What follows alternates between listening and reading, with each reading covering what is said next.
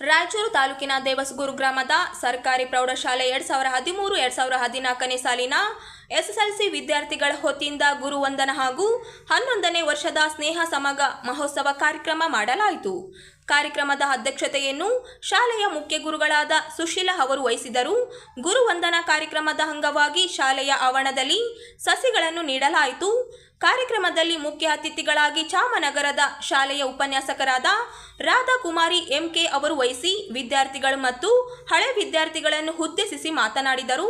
ಇಂತಹ ಕಾರ್ಯಕ್ರಮಗಳ ಮೂಲಕ ಗುರುಗಳನ್ನು ಉತ್ತಮವಾದ ಕಾರ್ಯಕ್ರಮ ಇದು ಹಿಂದಿನ ವಿದ್ಯಾರ್ಥಿಗಳಿಗೆ ಮಾರ್ಗದರ್ಶನವಾಗಲಿದೆ ಎಂದು ಹೇಳಿದರು. ಕಾರ್ಯಕ್ರಮದಲ್ಲಿ ಹಳೆಯ ವಿದ್ಯಾರ್ಥಿಗಳು ಮತ್ತು ಪ್ರಸ್ತುತ ವಿದ್ಯಾರ್ಥಿಗಳು ಶಿಕ್ಷಕರು ಉಪಸ್ಥಿತರಿದ್ದರು.